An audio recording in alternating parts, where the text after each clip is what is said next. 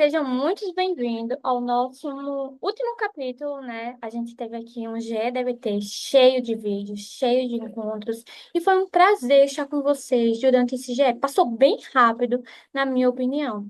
E nada melhor do que terminar falando sobre DVT, uma terapia que é bastante desafiadora, não só por tratar pacientes desafiadores, na verdade, principalmente por isso, né? Por tratar pacientes que são desafiadores e tem muitas emoções, a gente também se sente desregulado. E por isso, esse capítulo, ele fala sobre como o psi também precisa de cuidados. Então, existem aqui alguns desafios ao atender um paciente que é desregulado emocionalmente, gravemente. Primeiro, porque o psicólogo ele vai ser repetidamente exposto a estímulos evocativos relacionados ao paciente dentro e fora das sessões. Então, vai ter aqui a gente repetidamente exposto a um paciente. Muitas coisas vão lembrar ele, seja por causa de algo que ele disse, seja por causa da equipe, da rede de apoio que está ao redor dele, que também entra em contato com esse paciente, o próprio paciente que manda mensagem, que está em crise. Então, vai ser muitas emoções relacionadas a ele. Também porque esse paciente ele vai ter uma abordagem passiva para solucionar problemas. Uma questão, né, do dilema dialético, como a gente já viu, que ele vai ter uma forma de pedir ajuda que é passivo, que não resolve o problema. Então, isso pode ser desmoralizante e frustrante para o psicólogo, que quer ajudá-lo, mas não enxerga ele fazendo algo para se ajudar. As ameaças de suicídio podem desencadear medo, ansiedade e, às vezes, raiva. Também tem uma questão aqui de o psicólogo estar com vergonha, estar constrangido de como é que essa comunidade social e profissional vai reagir, como é que a reputação dele vai sofrer. Um medo aqui de ter uma incapacidade que será pública. Além de ter, né, o medo das consequências legais ou profissionais potenciais, porque esse é um paciente que ele está ali sujeito a suicídio, sujeito a se machucar, a machucar o outro. Então tem aqui um medo de como é que esse psicólogo vai ser afetado legalmente, profissionalmente. Além de ter uma questão de uma ansiedade, incerteza e esforços frenéticos para ter conexão com o paciente que às daí de se conectar emocionalmente com outros. Então, são muitos desafios e a forma como a gente lida com respostas emocionais dolorosas, inválidas, influencia tanto a qualidade do tratamento quanto o nosso próprio equilíbrio e resiliência. Então, vai acontecer isso e vai ser algo que é válido a gente se sentir do que a gente se sinta. Não tem como a gente tratar pacientes que são emocionalmente desregulados e não sentir de alguma forma, não ter alguma emoção. Então, vai ter aqui uma transição de como ele reage e como a gente se sente. E nessa transição, a forma como a gente lida com essas emoções vai ser muito importante para a gente falar de como é que esse tratamento vai ser realizado e como é que a gente vai se sentir equilibrado e resiliente. E nosso estilo de enfrentamento, ele vai ser modelado por nossas histórias pessoais como indivíduos e terapeutas, nossos valores e nossas filosofias de tratamento. Além desses fatores pessoais, nosso comportamento e nossas atitudes serão modelados pela resposta de outras pessoas com quem interagimos em torno do cuidado de nosso paciente. Então, a forma como a gente está agindo, vai reagir, a forma como a gente vai enfrentar isso, vai depender de como é que ocorreu aqui a nossa história de aprendizagem e também da nossa transação com esse indivíduo e com outros indivíduos ao redor dele. E aqui ele traz um exemplo de uma psicóloga que ela desenvolveu o burnout. Ela estava tratando ali um homem que tinha problemas de raiva, que já foi preso por violência, e ela sentia ali na sessão uma tensão muito grande, e também que ele estava ali com raiva dela como psicóloga. E aí, quando ela apresentou o caso, ela parecia calma e racional, mas à medida que expôs suas experiências e reações a ele, suas emoções fortes surpreenderam ambos, ela e o supervisor. Ela rapidamente percebeu que estava suprimindo suas emoções. Reconheceu pela primeira vez que estava temendo as sessões com ele. Sentiu medo dele e vergonha de sua ineficácia. Se sentiu impotente e sem esperança. Ela antecipava o dia que ele estava agendado, com a ansiedade que afetava outras sessões também.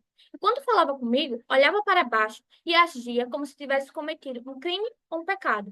Então, teve aqui um paciente que tinha problema de raiva, que já foi preso por violência, tinha toda uma bagagem aqui ao redor dessa violência. A psicóloga estava com medo, ela suprimiu as emoções, e quando ela foi confessar isso, é como se ela estivesse confessando um crime, um pecado, algo que não poderia, que ela não estava entrando em contato.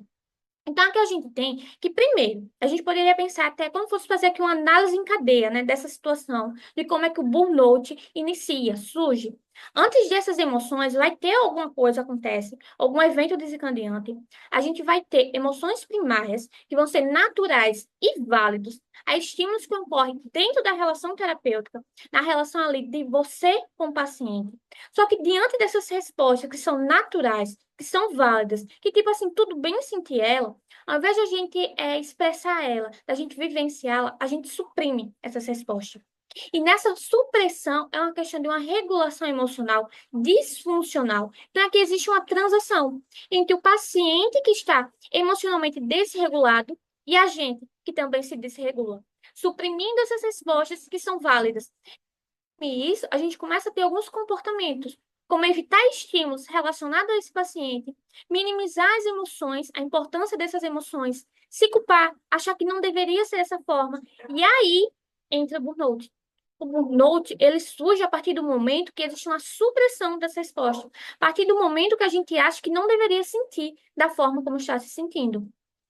Então, o tratamento, ele vai entrar aqui, ao invés de a gente evitar esses estímulos, de suprimir essas respostas, vai ter que ser importante contar essa história, expressar e experimentar essas emoções, sem com que as consequências negativas que a gente espera aconteçam, sem que o medo da gente ser julgado ocorra. Então, não vai ter medo. Eu estou ansioso. É como a gente vai apresentar um trabalho numa aula, né? A gente está com medo, a gente está ansioso, a gente teme qual vai ser o resultado. Só que a gente precisa fazer isso. E quando a gente faz, não tem as consequências negativas. Então eu me fortaleço. Eu percebo que tudo bem eu me sentir dessa forma. Se a gente fosse fazer aqui uma análise em cadeia mais elaborada, né? A gente poderia começar aqui, comportamento-problema. A resposta, né? É a supressão das emoções. Eu inibo as minhas emoções. Eu não entro em contato com elas. Eu não expresso elas. E isso acontece principalmente por uma questão de vulnerabilidade. Então, antes de chegar nesse comportamento, essa pessoa tinha uma vulnerabilidade. E essa vulnerabilidade, ela decorre tanto de circunstâncias pessoais ou profissionais não relacionadas ao paciente. Então, antes de eu entrar em contato com esse evento desencadeante, que foi algo que o meu paciente disse, eu já era vulnerável a algo que aconteceu antes disso.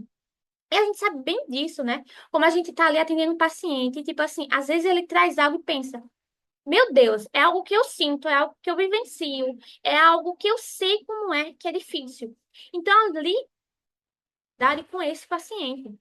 E aí, tem essa vulnerabilidade. O paciente, ele faz algo, diz algo, que nos desencadeia, que é um gatilho para a gente. E aqui começa os elos.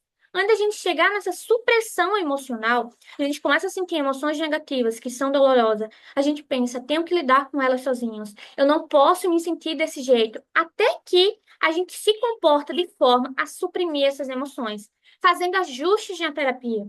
Então, se eu não posso sentir medo, se esse meu paciente, eu tenho medo do que ele vai dizer, eu tenho raiva, tipo assim, sinto essa raiva dele, e eu estou com medo da reação, da violência que ele pode dar contra mim, eu começo a fazer ajustes na terapia. E aquela psicóloga do caso, o que ela fez? Ela começou a confrontar menos esse paciente e validar mais, porque aí ela não estaria em perigo de sofrer alguma represália dele. E as consequências desse comportamento vai ser com que as emoções apenas cresçam e a gente começa a se sentir falta de confiança na nossa capacidade com esse paciente. Então, essa falta de capacidade vai generalizar para outras áreas. Vou começar a me sentir incapaz com outros pacientes na minha vida pessoal, então eu vou ter o burnout. Então, a vulnerabilidade emocional aqui, ela começa aqui primeiro, que é uma questão do terapeuta em relação àquele paciente específico. Inclusive, outros ligados a ele. A rede de apoio, a rede de médicos, a rede de profissionais ao redor desse paciente. Então, eu sou vulnerável emocionalmente a esse paciente por questões, inclusive, pessoais anteriores, eventos que me vulnerabilizaram. E aí, com essa vulnerabilidade, eu estou ali diante de um ambiente que é invalidante. ou até mesmo que não valida. Porque ele pode ser invalidante diretamente, ou ele pode apenas não validar. E quando ele não valida, eu começo a me desregular emocionalmente. Eu começo a pensar que eu não deveria me sentir dessa forma. E ocorre aqui uma transação entre essa vulnerabilidade por um lado e o ambiente invalidante por outro. Eu me sinto vulnerável, esse ambiente me invalida, e por esse meu ambiente invalidar, me vulnerabilizo ainda mais. E aqui, essa vulnerabilidade emocional, ela é relacionada a uma alta sensibilidade a esse paciente. Então, qualquer estímulo para mim relacionado a ele vai fazer com que eu seja muito sensível, vou ter uma alta reatividade, então vai ser uma resposta extrema e um retorno lento ao normal, ao basal. E esse ambiente ele vai ser invalidante ou não validante, porque ali na terapia está num momento que é particular, que é privado, que só tem você e o paciente. Então a gente está incerto se está seguindo o modelo que a DBT propõe, se está sendo eficaz. Porque o risco de algo acontecer com esse paciente é muito grande. E também porque existe uma questão de valorização cultural do psicólogo ser aquela, tipo assim, aquela pessoa que pode tudo, que consegue controlar as emoções, que consegue se regular, que é o master disso, né? E por isso é que chega nessa questão do burnout do terapeuta, onde o terapeuta ele vai invalidar as próprias respostas, as próprias emoções, vai ora oscilar entre suprimir, entre não sentir, então ter uma resposta extrema, tipo assim, reagir de uma forma do paciente que é inadequada, ou vai simplificar a tarefa de autorregular-se. Do tipo, é fácil, é muito fácil e eu não consigo. Então tem algo de errado comigo. Assim como também, né, é muito curioso, como isso também acontece com o próprio paciente. Ele oscila entre suprimir a emoção, entre não sentir, entre mostrar competência, então está ali tendo uma crise, entre fazendo algo que é inadequado, simplificando essa tarefa de se autorregular.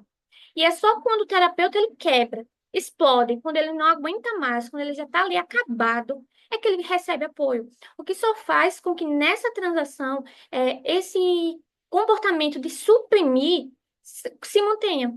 Porque, ó, quando eu estava suprimindo, ninguém me dava atenção. Mas quando eu explodo, quando eu já não aguento mais, é que as pessoas me apoiam, me validam.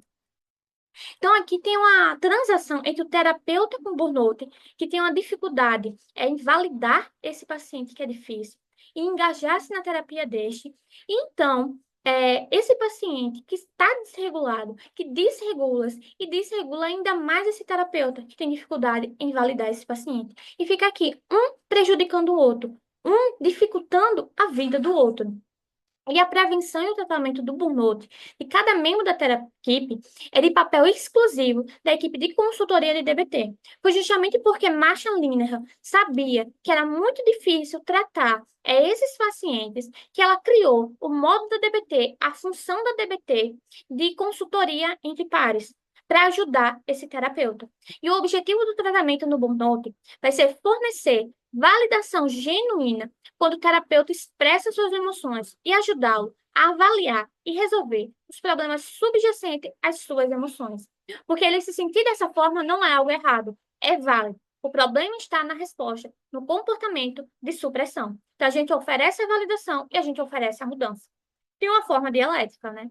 E no próximo vídeo, no último vídeo, a gente vai ver como é que a gente pode ter cuidado com o burnout na terapia. Como é que a gente pode ajudar esse psicólogo com burnout e até prevenir esse burnout. Então, respira fundo que a gente vai se ver daqui a pouco.